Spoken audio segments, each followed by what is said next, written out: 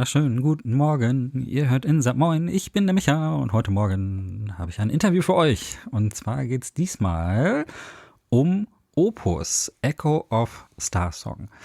Und das ist mal eine riesen Unverschämtheit, dass weder ich noch irgendjemand anderes bei Moin über dieses Spiel gesprochen hat und dass ihr wahrscheinlich keine Ahnung hattet, dass dieses Spiel überhaupt existiert, weil Echo of Starsong, also Opus, Echo of Starsong, ist ohne Scheiß eins der besten Spiele 2021.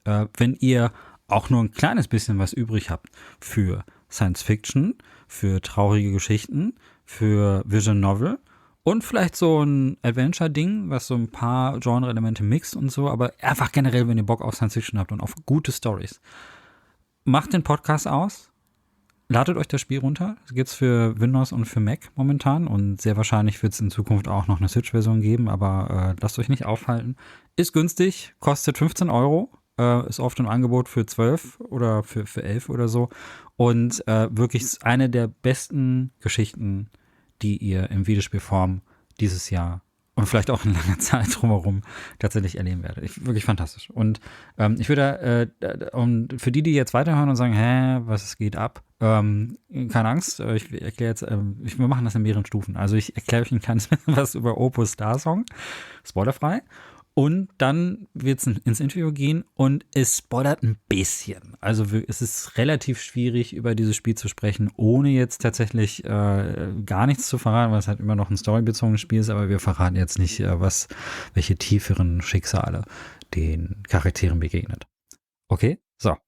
Jetzt habt ihr meine Empfehlung. Und die zweite Unverschämtheit ist, dass niemand im Westen über dieses Spiel redet.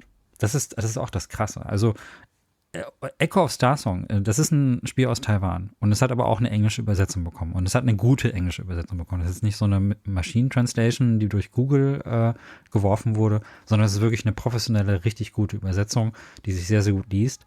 Und im Westen haben viel zu wenig Leute dieses Spiel wahrgenommen. Vor allen Dingen, also damit meine ich jetzt gar nicht die Spieler selber, aber auf Steam gibt es schon echt gute, positive Kritiken, auch die auch englischsprachig gehalten sind.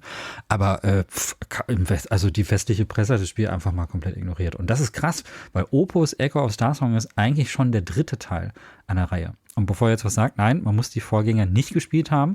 Die spielen alle im selben Universum, aber die erzählen alle in sich geschlossene Geschichten, die sich so thematisch ergänzen irgendwo, aber die Figuren haben jetzt erst einmal so miteinander nichts zu tun.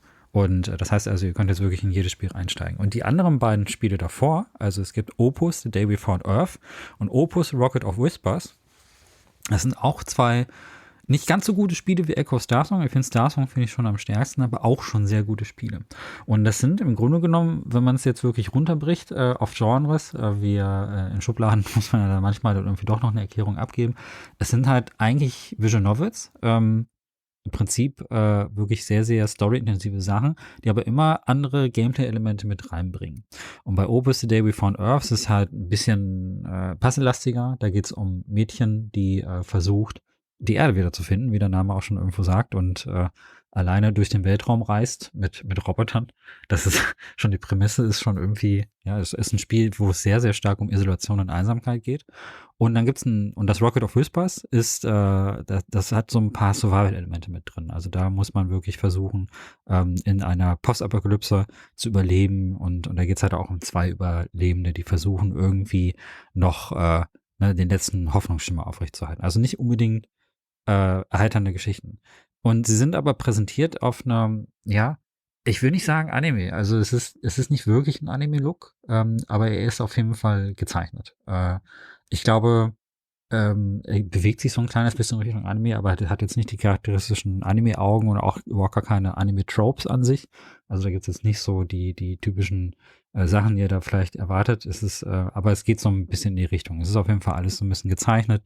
Die Gesichter sind auch ein bisschen einfacher und so, aber alles sehr, sehr, sehr, sehr ansprechend irgendwo auch gemacht. Und Opus geht dann auch so, also Echo of Starsong geht auch so ein bisschen in die Richtung. So. Ich scheue mich ein bisschen davor, Anime zu sagen, weil wahrscheinlich haben einige von euch dann eine etwas andere Assoziation in ihrem Kopf. Aber guckt euch die Bilder an, dann werdet ihr feststellen, das ist natürlich ein weit gedehnter Begriff. Es sind auf jeden Fall Trickfiguren, handgezeichnet. Und Diese beiden ersten Spiele, Opus, Rocket of Whispers und The Devil von Earth, die sind schon 2016 und 2018 rausgekommen und haben damals schon echt ganz gute Kritiken bekommen. Und ich habe die selber auch auf der Switch gespielt. Da gibt es halt 2 Switch-Sports von und die sind auch super kleine Spiele. Die hat man so irgendwie in 2-3 Stunden maximal irgendwie durchgespielt. Das ist wirklich sehr kurze Erlebnisse irgendwo, kosten dementsprechend aber auch relativ wenig. Also wenn euch das jetzt irgendwie auch so interessiert, dann könnt ihr auch gerne mal in den Switch Store gucken.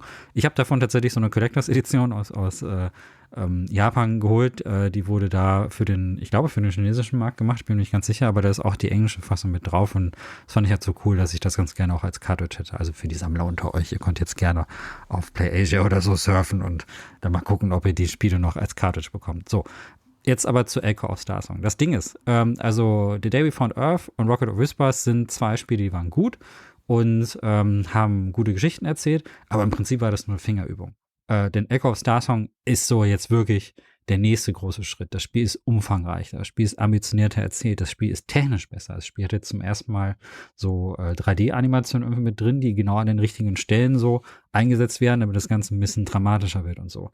Es hat so ein bisschen was von Mass Effect, mit dem Unterschied, dass man bei Mass Effect ja irgendwie so eine Gruppe von Leuten spielt, die ja das Universum retten wollen und da ist so eine Aufbruchsstimmung so und bei Opus ist es genau umgekehrt. Das sind Leute, die sind auf der Flucht, die müssen sich verstecken, die müssen abhauen und du hast aber trotzdem so ähnliche Mechaniken, dass du dann irgendwie so eine Weltraumkarte hast und du musst dann irgendwie drumrum versuchen, verschiedene Orte anzuwählen und so und natürlich hat der Starsong auch eine bestimmte Bedeutung. Das ist halt so eine Melodie, ein Song, der auch, der in der Story einfach eine tragende Rolle irgendwo einnimmt. Aber im Prinzip ist es ein Spiel aus einer ganz anderen Sicht. Also es wird angedeutet, dass dort ein großes Universum ist. Man hat schon so das Gefühl, okay, ich sehe jetzt hier nur die Spitze des Eisberges und sehe nicht über den anderen beiden Spielen. Da ist einfach sehr viel mehr. Dieses Universum ist so groß und komplex, dass man sich vorstellen kann, dass es da noch sehr viele Geschichten drum geht. Und es geht nicht darum, das Universum zu retten. Es geht nicht darum, die Welt zu retten. Es geht nicht darum, irgendwie, keine Ahnung, irgendwas Großes zu tun. Deswegen ist es schon fast die Antithese zu Mass Effect. Es geht darum, zu überleben. Es ist ein reines Spiel, wo eine Gruppe für Individuen versucht, irgendwie über die Runden zu kommen und deren sehr tragische Geschichte wird erzählt. So. Und das ist also fantastisch. Ich will euch nicht zu viel verraten. Das ist wirklich ein extrem gut geschriebenes Spiel. Es macht Spaß auf der einen Seite. Ich war aber auf der anderen Seite, fand ich aber auch das wirklich sehr todtraurig. Es fängt sehr gut die Stimmung an. Es hat einen wunderschönen Soundtrack. Es ist spielerisch auch so gehalten, dass man es auch echt lockerflockig an 1-2 Abenden irgendwie durchspielen kann. Und also immer so mit Story-Fokus im Vordergrund und so. Und es ist nicht pompös und groß. Und das hat auch einen Grund, weil der Entwickler aus Taiwan, und das werdet ihr jetzt in dem Interview auch herausfinden, die haben eine völlig andere Designphilosophie, einen völlig anderen kulturellen Background als vergleichbare Spiele aus dem Westen. Also wo ich gerade sagte, Mass Effect ist halt einfach diese große Aufbruchsstimmung und wir wollen erobern und wir wollen den Weltraum uns zu eigen machen und sowas alles. Das ist jetzt natürlich übertrieben, darum geht es nicht ausschließlich im Mass Effect, aber man hat schon die Stimmung so, yeah, der Weltraum, wir müssen den jetzt erforschen. Und das kommt bei Opus einfach nicht vor, weil dieses Verständnis von der Welt ist im asiatischen Raum einfach ein anderer. Da geht es halt viel stärker um diese Themen, wie bin ich im Einklang mit meinen Mitmenschen, wie kann ich, es gibt gar nicht dieses Streben danach, immer größer und besser zu sein, sondern ja, es geht nicht darum, die Welt zu erobern, sondern in Harmonie mit der Welt zu sein. Ja, einfach im Einklang. Mehr will ich gar nicht verraten, weil viel davon gibt es jetzt auch im Interview. Das kommt in Opus auf jeden Fall durch. Ich hoffe, ich konnte euch ein bisschen das Interesse dafür wecken. Es ist ein wunderschönes Spiel. Mehr Leute sollten es spielen. Und um dem Ganzen jetzt noch ein bisschen Hintergrund zu geben, hier ist das Interview mit Sigono heißen die. Das ist so der etwas seltsame Name. Ich verwechsel das immer mit diesem Mobile-Hersteller, Sigono oder so, und die heißen so ähnlich, ich glaube mit einem N. Aber die werden Sigono geschrieben, Sigono. Und ja, nicht, dass man es irgendwie verwechselt. Das ist tatsächlich auch, sind hauptsächlich die Spiele, mit denen sie auch tatsächlich bekannt geworden sind. Und wie gesagt, Echo of Starsong im asiatischen Raum ist es der Hit. Also da sind die Leute total begeistert, super gute Kritiken von der Presse als auch von den Spielern. Und es ist echt krass, dass hier keine Sau dieses Spiel kennt. Aber ich bin ja da, um das zu ändern. Also ich hoffe, ihr habt viel Spaß mit diesem Interview. Und sagt mir doch gerne im Discord, ob ihr Opus vielleicht vorher schon kanntet, ob ihr das vorher schon mal gehört habt und so. Und ja, ich wünsche euch auf jeden Fall viel Spaß mit dem Gespräch. Bis dann. Tschüss. Yeah, Scott, maybe you can briefly introduce yourself. This would be cool. Okay, so I'm Scott, and I am one of the founders of Sigono. And so I do mostly game design on Opus Echo of Starsong. So the maps, the layout of all the maps, and also the levels, and also a little bit of UI I do, and a little bit of English translation. So Yeah. I'm kind of all over the place. So I got my hands on most of the aspects of all of the projects. So yeah, so I'm really happy to be in this interview. Yeah, I really thank you very much for your time.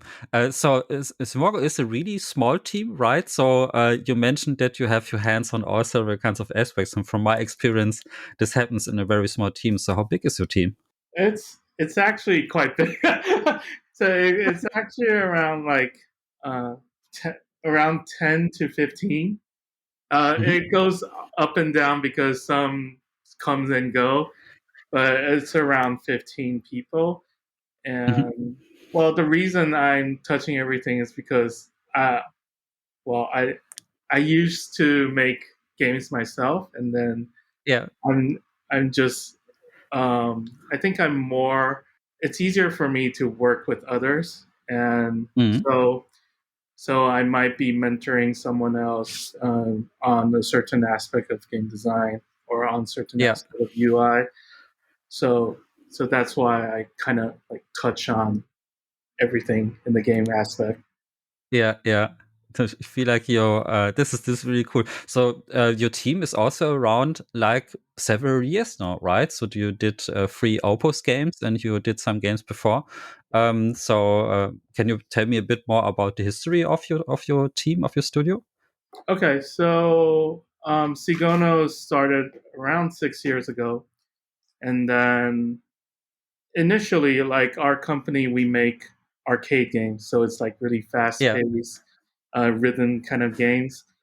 And then we quickly realized that these games, like people play our game and then they just quickly forget about it.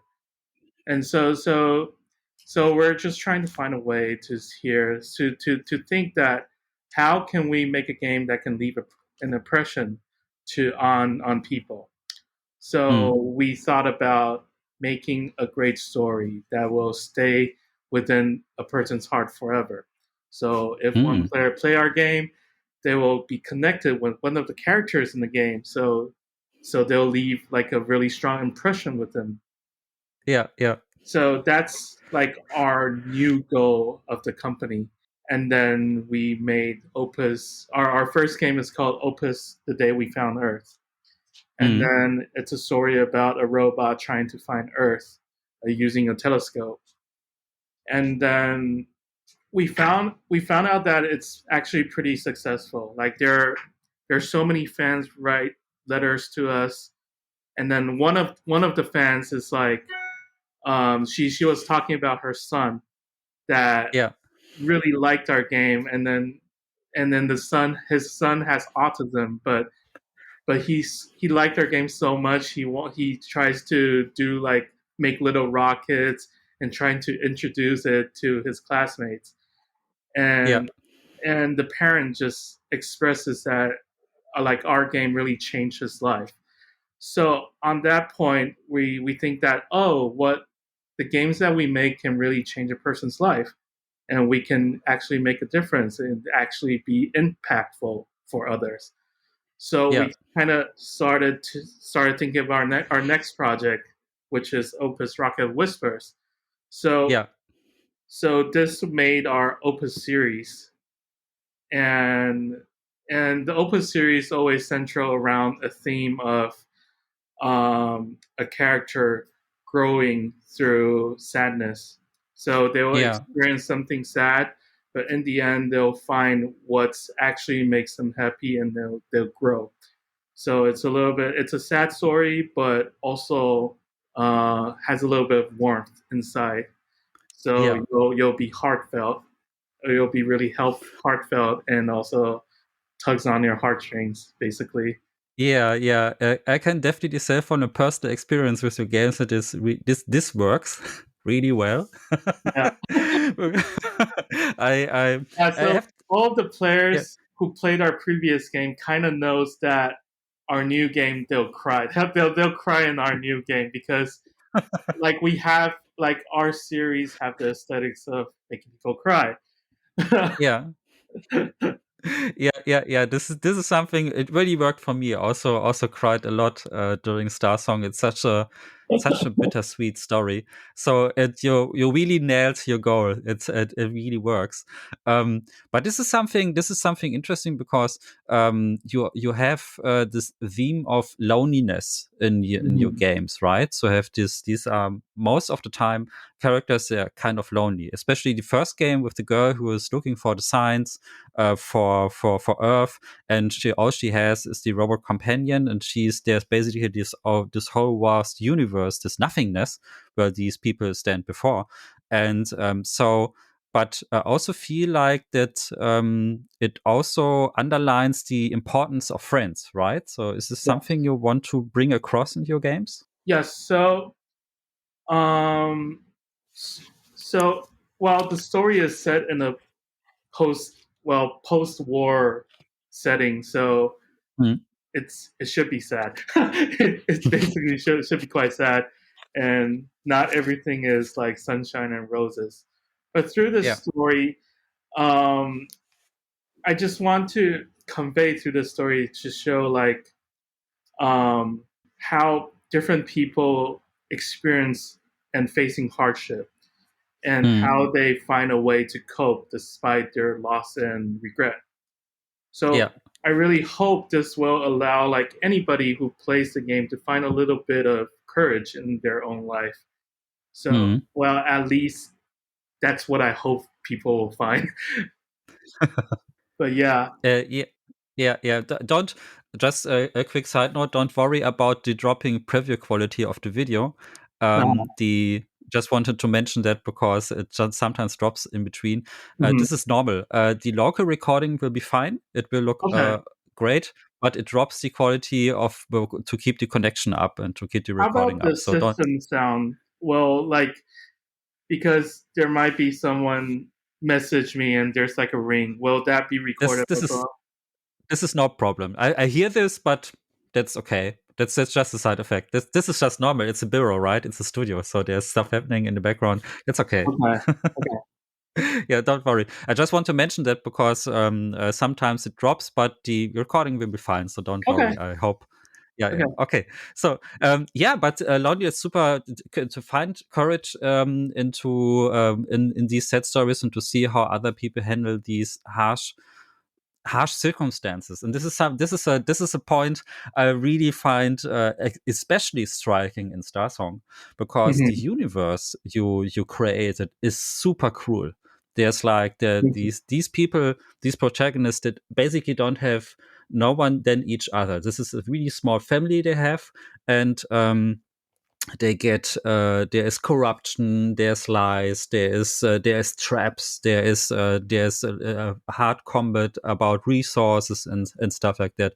So they cannot trust anyone. And is this something why you also chose science fiction universe, because this way you can convey in a better sense, a better way, your messages in the game?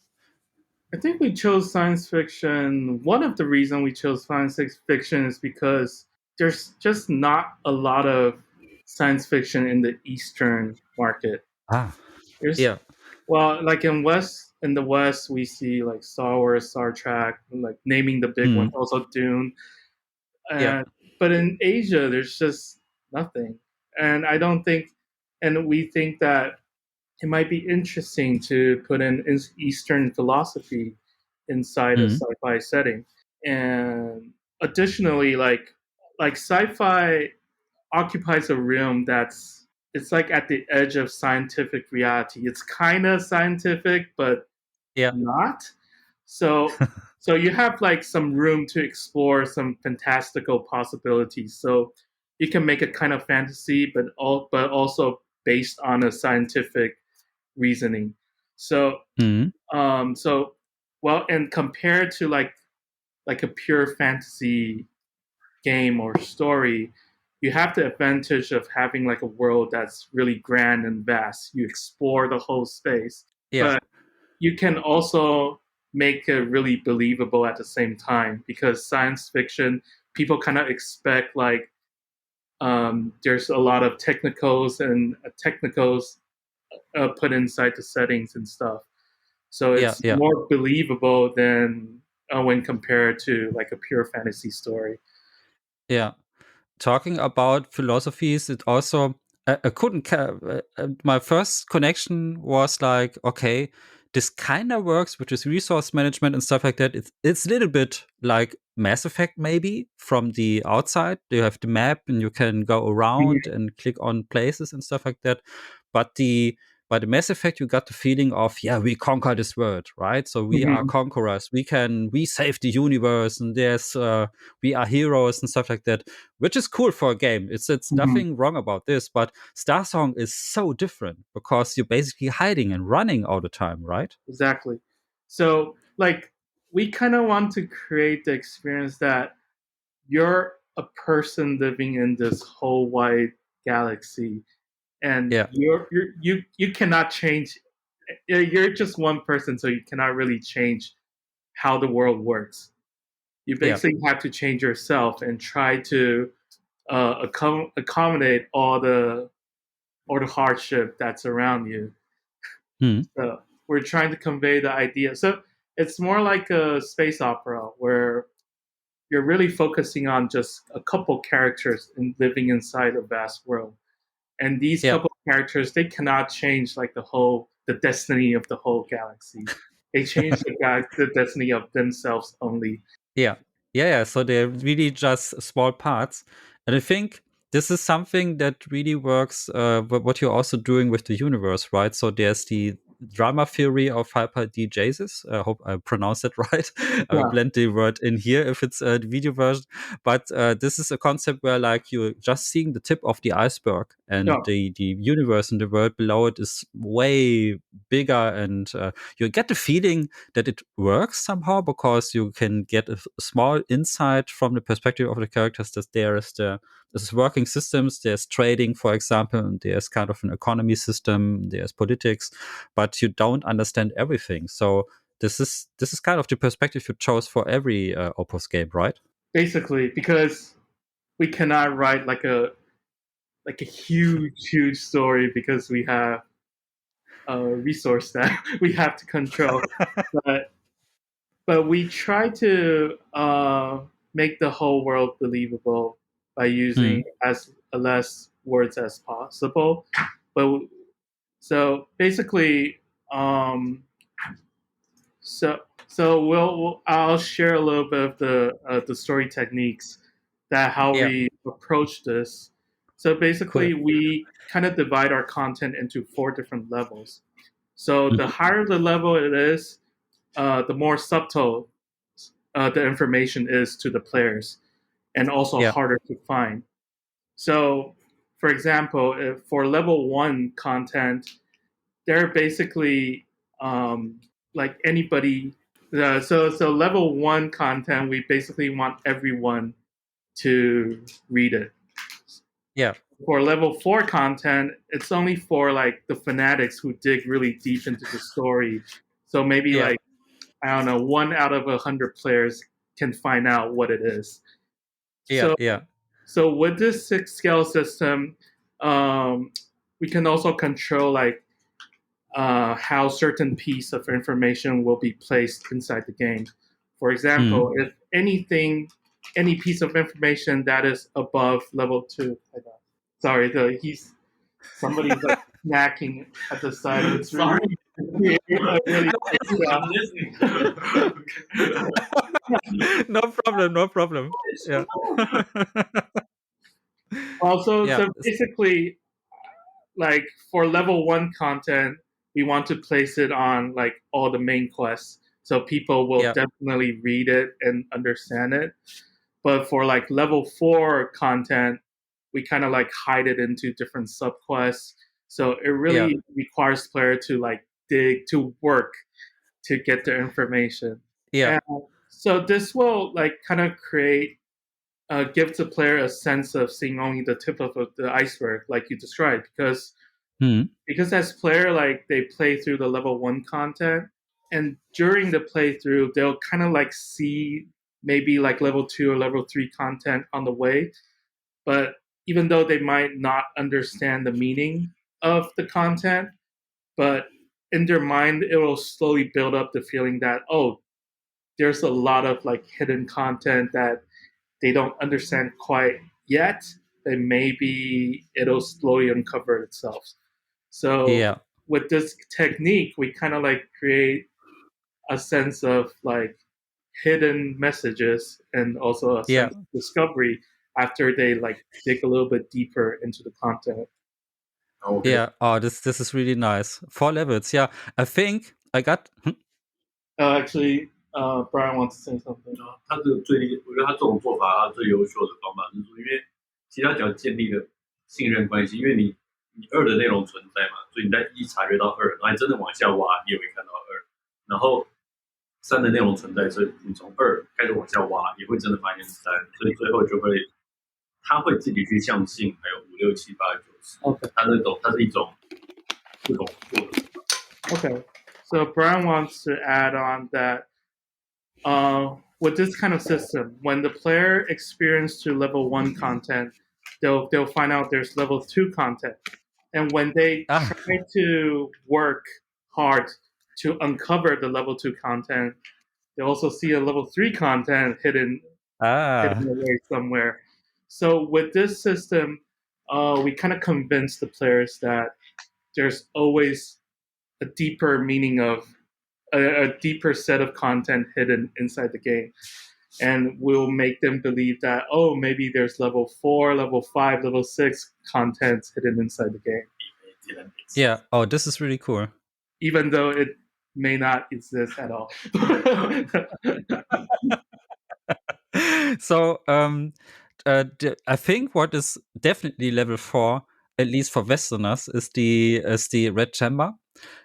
This is a reference I only got when I did some research on the internet about the game, and one article mentioned that the space station called Red Chamber is a reference to a well-known Chinese book, basically, which is called The Dream of Red Chamber, right? And unfortunately, in the West, it's not very known. At least I couldn't find a translation of it here. But this is super interesting. Can you elaborate a bit more about the connection between the book and the space station? Sure. Well, actually, the Red Chamber is definitely inspired from the book The Dream of the Red Chamber. In Chinese, it's called Hong Lou Meng. So to summarize the story in one sentence, it's about a celestial being. I think they're counted as gods in the West.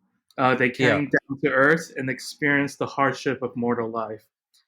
And in the end, the celestial being, find out that he finds true happiness and peace by leaving everything behind in the end. So in the end, he kind of abandoned everything because he thinks he doesn't need it to achieve true happiness. So it gives a sense of that all the desires from the Earthlings are just purely a dream. So tying back to the game, actually there are a lot of hidden messages from the book, and it can actually be interpreted in multiple ways. There's no like the right saying or right message that comes out of the book. Everybody has their own interpretation. But there's one saying that you once have all the riches and houses, but in the end, nothing matters, and it's merely a dream. So in the game, Red Chamber is the spaceship, and we all know that what happens to Red Chamber in the end. Yeah. Yeah. So the main character, June, also seeks glory for his clan, but in the end, what matters the most is not the glory itself, but it's the memory of his time with his loved one, Ida. So there's a saying in the West. I don't know if there's also an equivalent in the Eastern countries, but people say das Ziel ist das Weg. I'm trying to translate it into English. The way that you go is the goal. So not the goal itself is the goal of your journey, but the journey itself is what's worthwhile. It's like you on your way you make social contacts, you meet friends, you have interaction, you have family, you have I guess the feeling June. I mean, the game begins with his memories and is told from his memories as an old man, and he remembers all the good things, the most pregnant things in his life, and we don't know if there's something he left out because he chose not to remember it. Maybe there's some events that are maybe too cruel to remember. But on one side, there's of course the song and listening to the song and all these signs of hope. And I guess this maybe the Red Chamber kind of resembles that like that you don't have to reach for the glory and all for the glorious stuff, but it's what's happening on the way. So this is all the material achievements and all the stuff. This is not something you should go ahead for. Instead, other things are important. I see. Yeah. So like I think the characters also discover this themselves too. Like it's not the end goal. It's not the end thing that is important. It is their realization, their own inner self. The growth of their own inner self matters the most. Yeah. So also I get the feeling that you have the motive in your games of Wanderlust, of journeying, but the difference is that it's not the Wanderlust that it's like, yeah, we go out and conquer new worlds, like I mentioned before, like a Mass Effect or something, but it's more motivated from loneliness. Especially see this in the first game you did with the girl who is searching for Earth because she feels lonely basically and is looking for other people who are like her. And is this I think this is an interesting thing to convey in the game. So is this kind of the philosophical message you would also like to convey in your games, that there is always a search for people who are like you and who are friends with you? Yeah. Well, you're pretty spot on with the game's theme. That's actually our game's theme, which is okay. Stories of loneliness and the exploration to discover true self. And yeah, and I don't know, because our Arthur write the story because he's a lonely person. I'm not sure. I'm not sure, but that this is from his words, because ever since he was young, he felt a strong sense of isolation from the world around him, and I'm not saying that he's bitter. He's like a bitter person on everything around him. He just doesn't feel like he fits in. So by making this game, by creating a story as a way of understanding and how to coexist with this world, and of course, since we don't have the power to change the world around us, we can at least express our feelings or his feelings through each characters inside the story. Yeah. So in the end, it became like a thing central around a person being lonely and then slowly discover himself. Yeah, yeah. So, and science fiction is perfect for that because you don't have just Earth, so to speak. You have the universe, right? And also, and also like a space theme is more vast. And then with vast, you can express loneliness, the feeling of loneliness, easier in that kind of setting. Yeah. I also think that a lot of people after the pandemic really can relate to this somehow because I mean, Especially in the Rock lockdown. and Whispers because it's in under a pandemic setting. So yeah. It's like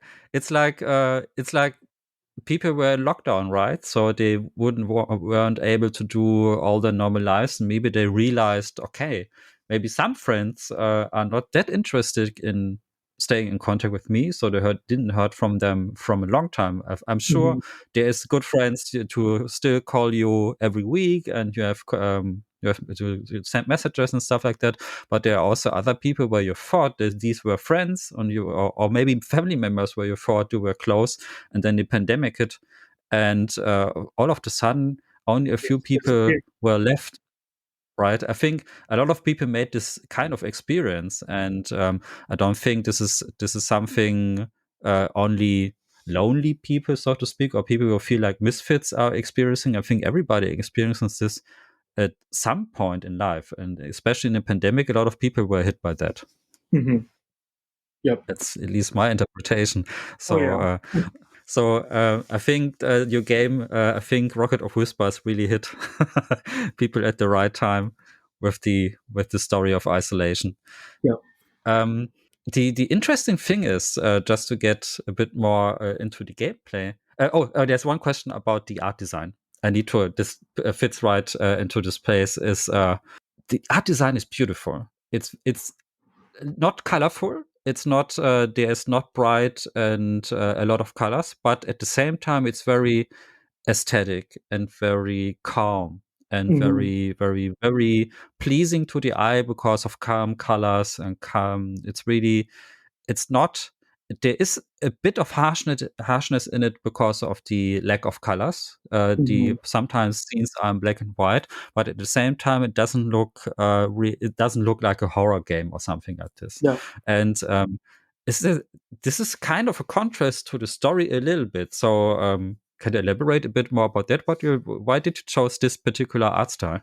Sure. I think in terms of sci-fi, like this is what we interpret it. Like in the West, I think sci-fi kind of gives a little of like mystery, suspense, and also like even horror because the space is very dangerous. It's very scary, but Yeah. we kind of want the world of Opus to be a more romantic and gentle one. So it's kind of like softer. So, and then also like the central theme of our game is about a story of the growth of a person. And we want the themes to be the themes that they are dealing are less mature. So people are like kind of coming of age, kind of growing. So we don't really want to have the seriousness of like a hardcore sci-fi setting. So it's like we kind of need to find the balance between this. So since if we lean too heavily on the theme of like a hard sci-fi, I think the world will be really cruel, and the colors will be really like cold, and we think like all the characters would eventually die because of the harsh environment. We don't want that, so we kind of counter it with a more aesthetically pleasing art style, a more suiting art style. And with this style, we want to create a galaxy with heart, basically. Yeah. But I think it works because to me personally, from my point of view, it's a bit closer to the anime style with the characters, but less details in the face. But I think less details works because I think when they would look like photorealistic characters, you expect something different from the characters. You expect super convincing acting and stuff like that.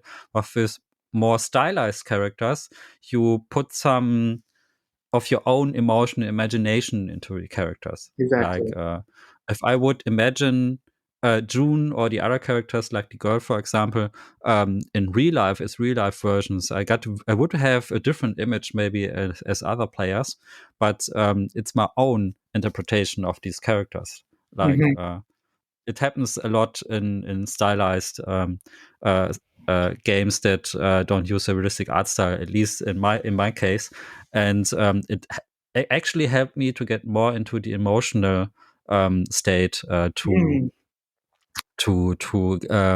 interpret the emotions in the game. Also, how faces are. So it works in favor of the game, basically. Actually, I think in the midpoint of development, the characters all don't have faces. They don't have faces. It's just like a blank slate. And then we kind of tested it out a little bit because we think that, as you said, if we show less, people will kind of be easier to kind of use their imagination to fill the character's personality. But in the end, we think we at least need facial expressions, or else it's kind of hard to just convey like every character's emotion through words. So that's just a little thing that we discovered in the end. But I think the writing works. Your author is sitting right next to you, and I think the written words, how they are written, and also I think I only read the English translation, of course, but it really conveys all the emotions. So there's everything you need. You don't even need voiceover. I think all the text is enough, and just a little bit sounds. At least for me, it worked. Oh yeah, sound plays a really important role in our game. It kind of conveys like the feelings of the characters, and it's also the whole mood of the game. Yeah. So, sound is a good point. Let's talk about the music. Sure. So, of course, a space game needs some kind of space music. You definitely got this in your game, but you also have all these super emotional piano pieces, for example, and of course, piano is often like connected to super emotional themes. It's a very emotional instrument. But how did you approach music? How did you work together with your composer? So I think with all our previous games, we view music as a really important element in all of our games. We actually start our whole game based on maybe a music that our composer composes. We kind of dissect that, what's the feeling it wants to convey, how we can tell the story with this kind of music. So, and also for this game, sound is also like a central element in the game because June uses sound to interact with all the objects and also either scenes. So the music element is very important for our game. And apart from that, like music is also the easiest way to let the player to convey like an emotion to the player. Yeah. So when they hear something sad, the player will instantly feel sad. So we think that music is like one of the most important elements in our game. Yeah. Was it difficult to find the right themes in your from a musical standpoint, or was it like your composer hit right notes right away? Well, our composer worked with us like since the company has started, basically, and then now he's in house. Like a lot of studios do outsource for music. We think that it is crucial to have an in-house composer and start to grow with us. So while we develop our visual aspect of the game, he will also develop the sound of the game as well. And then we use we kind of just communicated with like adjectives. So how is this scene gonna feel? Is it gonna feel sad or suspense or horror or something like that? So we give a lot of like words to try to communicate between us. And Brian's gonna say 因为其实像你刚刚讲的是本来就要该做的事情，他没有任何没有特点。但其实真正其实我瞧了很久了，因为我从头到尾是音乐总监。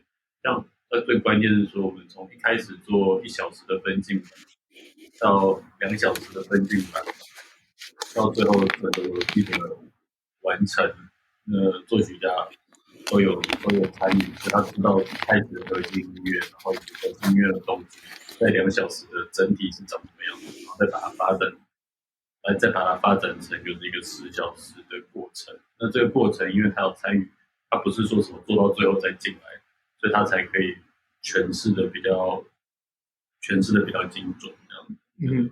So apart from that, we think those are more. It's like we think that it's more normal within the development, but because our artist is in house, he'll be able to go through all the development phases with us. So in the beginning, we'll work on a 1 hour experience that's really condensed. So and then slowly we'll make it into a 2 hour game, and in the end we'll expand it to a 6 hour game. So like the differences between like in-house and a part-time is like in the end, like most of the part-time artists, they just get the content at the 6 hour content and they just place music onto it. But for our composer, he knows how to convey the emotions of our game, because he went through all the different development phases with us. So in the end, he has a clear picture of which scene and which act to put which kind of to music, to put each kind of music to convey its emotions. 因为他主要他前1小时的动机确定，我是拿那前面一开始那1小时的整体经验的动机去发展成10小时，所以可以确保它不会歪掉。Okay, so damn, it's hard to translate it. 那是真的啦，刚刚讲那个其实。So basically, like for our 1 hour experience, it's mostly like the start of the game. It kind of sets the whole theme and also tone of the whole game. So with that experience, he'll be able to imagine like how the rest of the game will kind of be, and then so he won't like kind of go off track. So he can stay on track of what the actually core gameplay and also the theme of the game wants to convey. Yeah. Yeah, it's hard to explain. Yeah, but I think I get the gist of it. Yeah, this is I think I worked as a freelance composer before, and I never experienced the in-house experience. It sounds like a trademark, I think. So like working with a team in-house in a studio must be super exciting. But I think that you also, when you're following the project along for a very long time, you get to, it basically benefits the game a lot. I think this is something you can really, especially here in Starsong, you have the perfect orchestration for all the scenes. So you have never the impression that there's a track that maybe is a little bit misused, for maybe it was a leftover track that was used in the scene or something like that. But it also feels very orchestrated. Also when it comes to the timing, so the length of the tracks is also always right. There's not a sudden cut off of the scenes and stuff like that. And this is really, I think that shows that you have an in-house composer, which is not to say that freelance composers are bad, not at all. They think this is different kind of work, but needs a different kind of planning, right? So I think it's also difficult for a freelance composer to be available for maybe a bigger time period, like 2 years or 3 years in game development, and to be available. But maybe, of course, he has to get different jobs and different gigs and so on. And this is something really different. There's some composers I know personally that are really good at planning this. This is also a talent in itself, planning and time management for composers. And I know some people are really good at this, but this is really rare, actually. So I absolutely see that an in-house composer makes total sense. It really shows in your game. Speaking about the scenes, there's one question I wanted. This is one of the as you used 3D Rocket of Whispers before, but this time in Starsong you stepped up a bit when it comes to 3D scenes, and I found it kind of striking how you use these 3D scenes. Maybe you can tell me a bit more about this, because for a small team, 3D is now is of course a big challenge always. So 3D is kind of complicated and comes with a lot of technical expectations, also from the player side. But you use 3D in very specific scenes and very important scenes. How did you approach this? So we wanted to make a 3D game from the start. For this project, we wanted to make it 3D because through Rocket of Whispers, even though it's 2D, it's quite hard to make actually, because with 2D, you can only tell the story from one angle, and then if that angle doesn't convey the whole image, it doesn't work. Especially for Rocket Whisper, it's like a top-down perspective. And it's really hard to persuade the players that what they are seeing, because they're not used to seeing all the players from top down. And then we also ran into a lot of design hurdles. Like sometimes like we want to, okay, so for instance, if we want to go to a place that's really far, maybe we need to go to the top of the mountain. We cannot just show the top of the mountain by pointing the camera over there, because it's a 2D game. We cannot rotate the camera. So which is quite hard for storytelling. So for our newest game, we kind of want to try using 3D, so we can get the flexibility of moving the camera around and also highlighting certain aspects or certain elements in the game.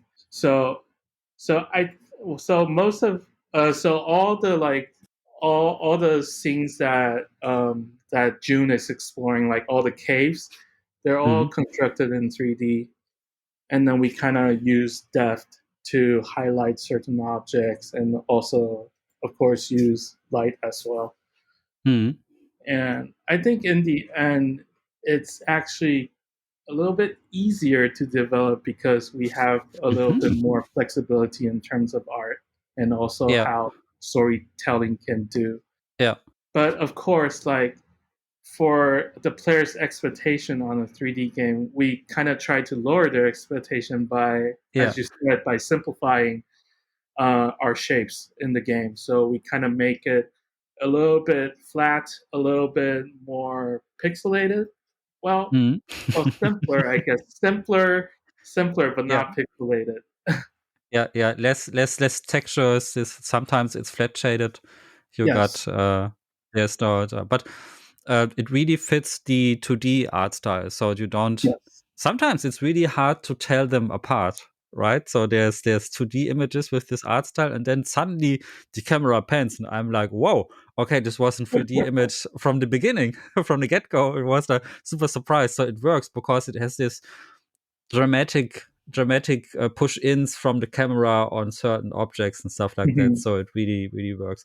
I guess it's easier from a standpoint that you can fix things easier later. So when you do play testing and you realize, damn, maybe the camera angle isn't right or something, then you can change it a bit, just fine-tune it a bit. Because it's 2D image, when it's drawn, right? So then it's basically finished. So, like in the long run, developing a 3D game might be actually a little bit easier to maintain and also to reiterate on it. Cool. One question I have about the gameplay. I don't want to get too much into gameplay because this is a more different topic. We could talk hours. But just a quick question about this. The interesting thing about the Opus games in general is that they are just not visual novels. So it's not just reading text and the story goes on, but you also implemented different kind of gameplay styles like resource management and adventure, and in Starsong even music or music puzzles, which is really cool. And why did you choose to take this approach to mix up things? So from our design perspective, we kind of want to design everything around the story. So if the story required the player, so for example, Rocket Whispers, the main character needs to build a rocket. So we have to implement a small mechanic that makes the player to build a rocket so he can feel what the character actually is feeling. So for this game, we do a lot of exploration because the main characters, they're trying to find the right comet. So we kind of we design all these mechanics to make the players to be more immersed into the story. So they exist for the sake of the story itself. So often, a lot of players will say that our game is the mechanics are really not that deep. But from our perspective, we want to make the game as approachable as possible. So we don't want to complicate all the mechanics too much. We just want to make the mechanics to tell the story. Yeah, makes sense. I also think the feeling I got is like you doing different kind of activities, and these are all part of the journey, right? So building the rocket is the perfect example. To build a rocket, you do have to do different things. You have to gather resources, and you have to build something, and you have to do to solve problems. And if it would be just one genre of game, and you're just clicking text, or maybe you're just clicking text boxes or something, for example, or you're doing just action sequences, it would not feel like work because the work they do is kind of complicated. So maybe this would, yeah. And so in Starsong, it's basically the same. So the journey consists of different kind of tasks the player has to do. So the journey also feels like a bit more, there's different kind of activities that takes that the player has to take. So from my perspective, as someone who played it, it feels more like I've done something, not just the same thing over 8 hours or something, but different things. All these different characters do, basically. Also because their segments are also separated for each character, because June's segments feel very different than the segments of the girl, for example. And we basically want to make the player feel connected with the characters because June is exploring, so the player should be exploring with him as well. And while Ida, she's trying to find the right star. So we want to make the player feels that as they are Ida trying to search for the right star. Yeah. And also, so it makes sense. Makes sense. Yeah. I was. What'd you say? Sorry. Please go on. It's the connection. Well, so like the space for another example, the spaceship plays a really important role in the game because the player will be trying to build it, trying to upgrade it. But we want to make the players to upgrade the ships so they can feel really connected with the ship because that is the thing that they use their resource in trying to make. But you know what happened in the end. So So it's not just making the player feel they're much stronger, but we also want to use this connection with the ship to tell a story as well. Yeah.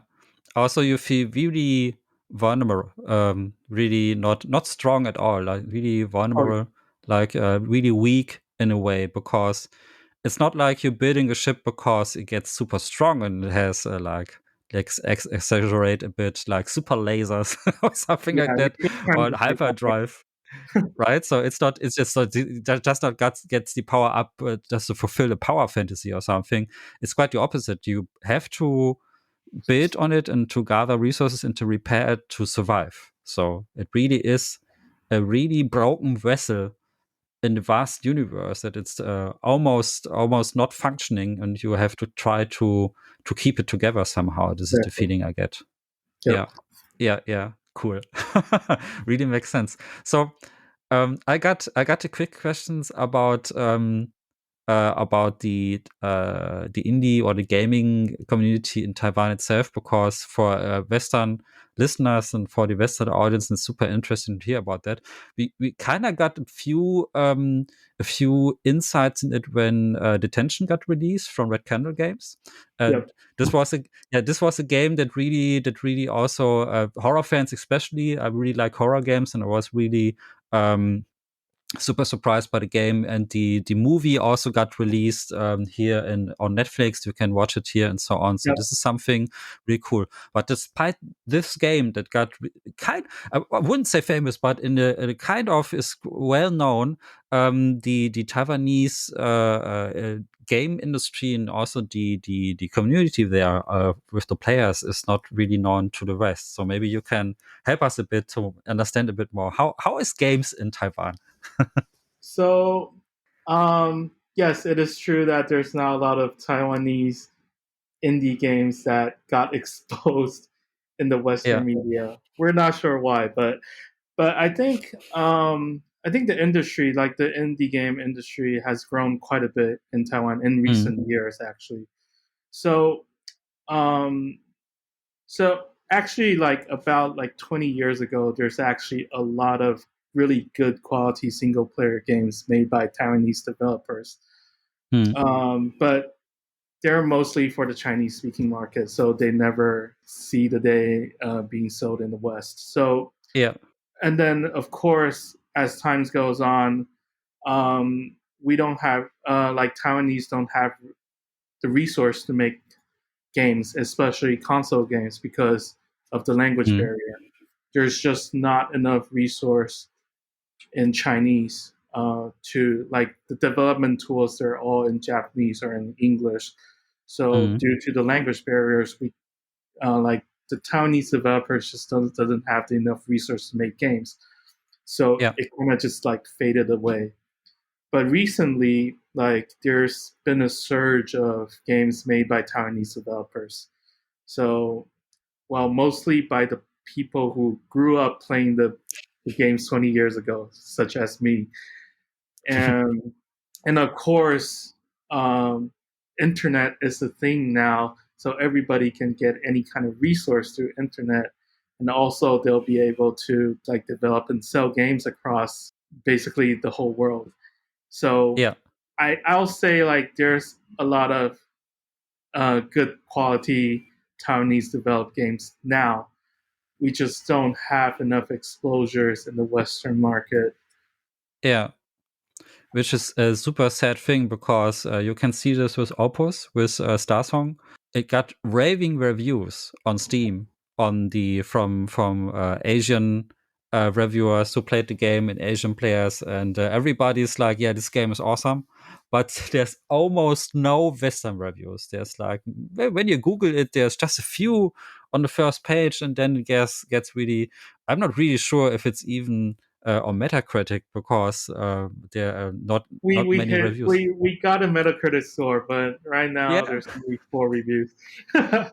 Only 4 reviews, which is insane to me. And I think this is a general problem with Western with the Western press, that they don't have a look for these for Asian games in general. There's of course the Japanese market, which is kind of has all the JRPGs and stuff like that, which are Western audiences kind of used for, and this is okay, this works. But when it comes, for example, to Taiwan or Thailand or to South Korea even, which they have a huge gaming industry, but for some reason Western audiences are not really exposed to this somehow. So I think at the last PlayStation showcase they got 2 one Chinese game and one game from South Korea.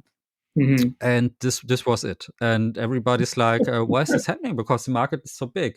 And you mentioned some Taiwanese and Chinese games before. I think I got a few because I like horror games that much. There were a few horror games from this area. Next to Detention, there was also some other escape room games like this that also got released on the Western market, because the niche horror kind of works everywhere in the world, because people are super interested in get into urban legends and into all the mystical stuff and so on. And people from the other side of the world are scared of things they don't know. And so it's the other way around. If you play a European game, horror game, you're like, oh, what is this? I have never seen this before. Yeah. And this is the same here for Europe. When you play a game that got, for example, goes from Thailand, these typical the goes with the long hair and stuff like that. This is something we have never seen before, because of this it's scary. And Thai people are like, yeah, it's very normal. common for us. Not scary for all at all. Yeah.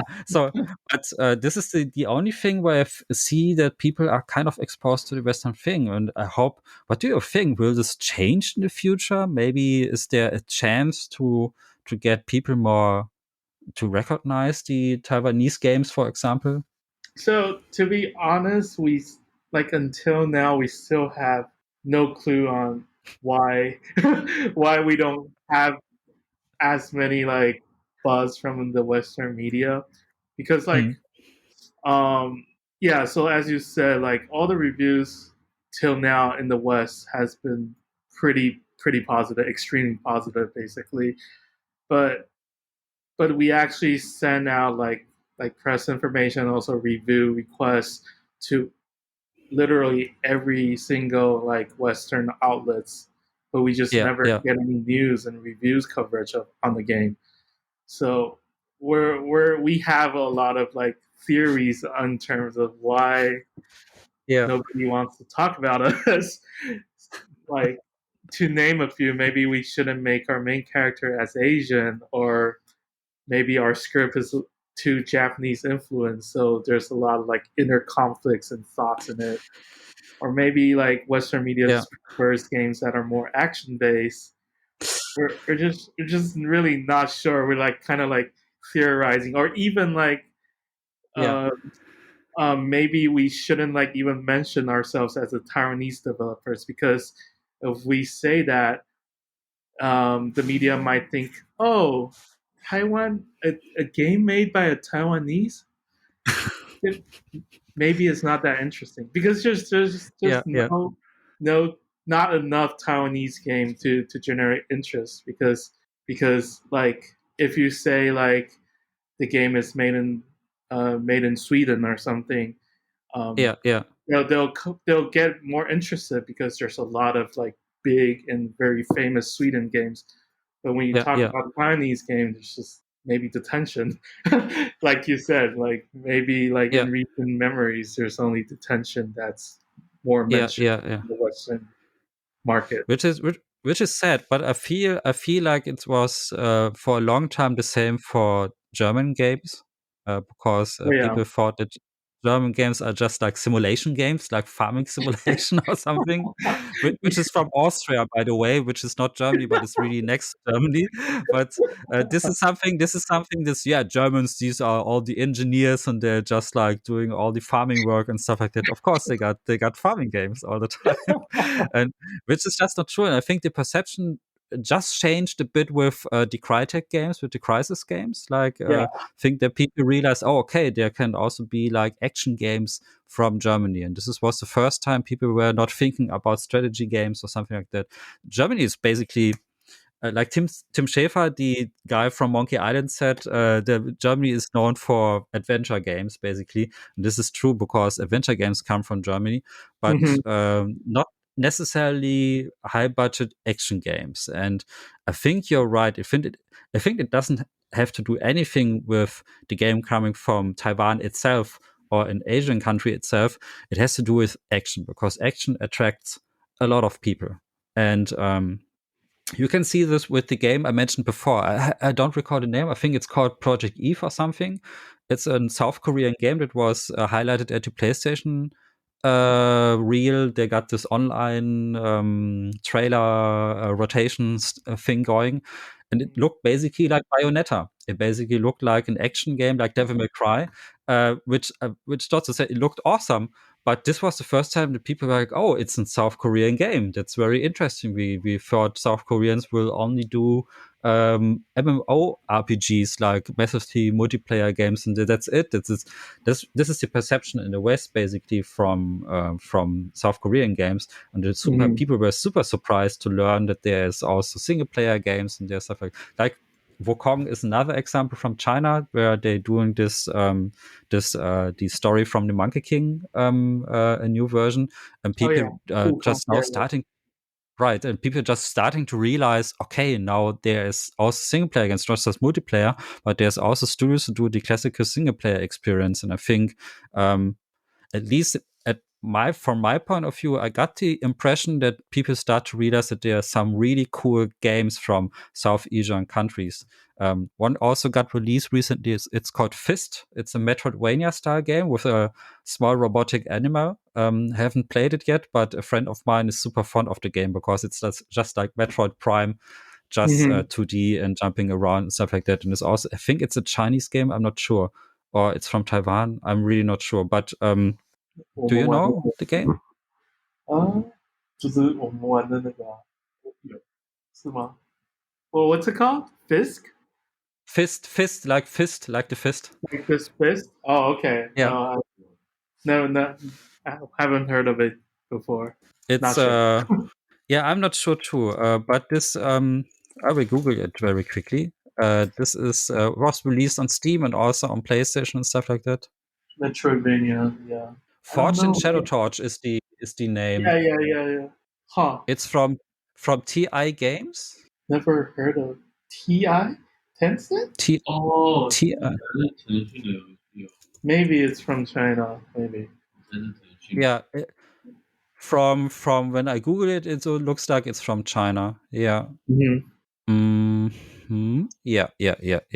But before these games released this year, people were not aware of South Asian games in general. So this is why I hope there will be a small change. But I think you're right. It's mostly action. It's mostly because of action genres. I think this is something that really a lot of people in the Western market like, and this is why. And also, I think it's visual novel.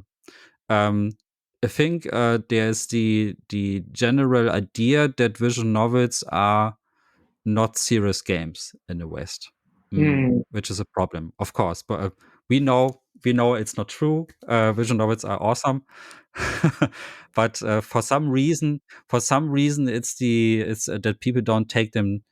Not seriously is the right term, but they just like it's more like a snack, like a game they can play in between bigger releases. This is something people see visual novels as, and but that wouldn't do visual novels justice. But we know games like Danganronpa, for example, they are really, really good. So maybe it's just like that. So it's just theory. It's just I don't know basically either. like the really culture wondering.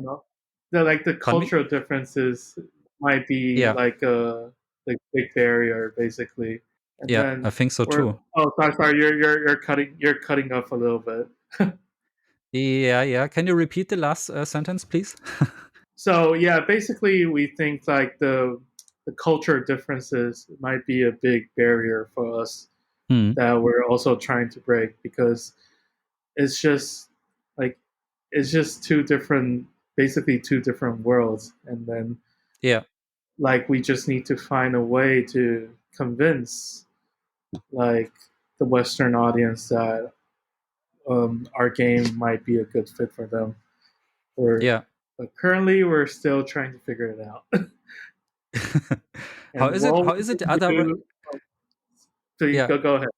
How is it the other way around? So how do you recognize, or how do you see Western games? Is it also difficult for you to play some of them because you have difficulties understanding them or to get interest in them? Well, if you're strictly speaking about indie games, it's like the opposite. It's not that like people recognize only a certain indie game because like maybe the streamer plays it, but mostly they don't really like actively dig through like what kind of Western indie games they have. But of course for mainstream games, it's like Battlefield or also Call of Duty, stuff like that, it's still mainstream in Taiwan as well. So it's really popular. I guess these are popular all around the world, right? So I think it doesn't matter where in the world people play Call of Duty, regardless. Exactly.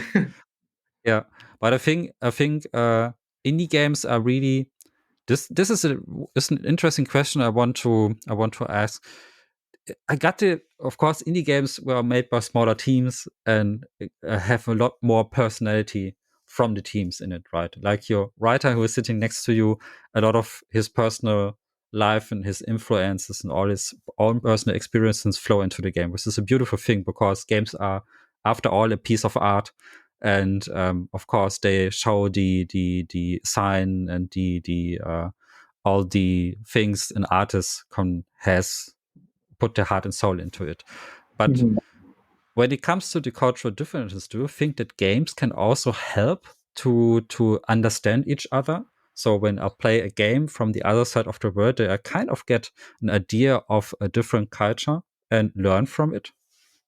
Definitely, because since we of course live like a different life compared to a Western person, we interact with inside a different environment. So the games we make will be influenced by the life that we're experienced in. Yeah. And of course, like if for detention, as an example, it talks about a particular history or culture of Taiwanese life. So if you play it, it might be really foreign for like a Western player to play it, but through the gameplay, they'll slowly discover like, oh, this they'll find like things that they never seen before, but it's actually really normal inside a Taiwan community. So I mean, it is definitely possible to influence or to educate like the people, the players, like on the other side of the globe, on what our culture is. Yeah. I think detention is a good example because it shows the oppression you experience from a perspective of a horror game. Because when it comes to the feeling and the maybe of course also the trauma when it comes to this, a horror game seems like a perfect genre to convey all these emotions a lot of people have. Like and if I don't know any of the history, I can still understand the emotional impact all these historical events have. So a horror game is a really good way to experience this and somehow, and to also to understand this from a Western perspective. So I have to ask, what does Starsong do to me as a Western player? So is there a cultural feeling that comes across, maybe a message I can learn from it? This is a heavy question. Let me think about it. Yeah, take your time. I think because like our game is more on the science fiction side, so it's not ground on any like historical influences or events. So it's a little bit more abstract in terms of what we want to convey. But we definitely put a lot of like Asian beliefs and theories inside our game. So our game is talks about the mountains, so thousand mountains. Thousand peaks. That is because in Chinese belief, when we talk about feng shui, like when we talk about feng shui, like the energy source are all based on mountains. So, or like the energy source are originated from mountains. So we use the theory and put it in space. So the energy sources, like all the different asteroids that we find, they became the mountains. And so we named the whole galaxy as Thousand Peaks in the theory of feng shui. So we kind of snuck like these different theories and cultural references inside the game, but I'm not sure I'm not sure like the people, like the Western audience, will like catch on it easily. Yeah. So yeah, it became like our game is more like a leeway or like starting point for the players to be interested on the cultural side of maybe Taiwan or Asia in general. But they have to do some Google themselves to really figure out to appreciate like the whole culture meaning behind the game.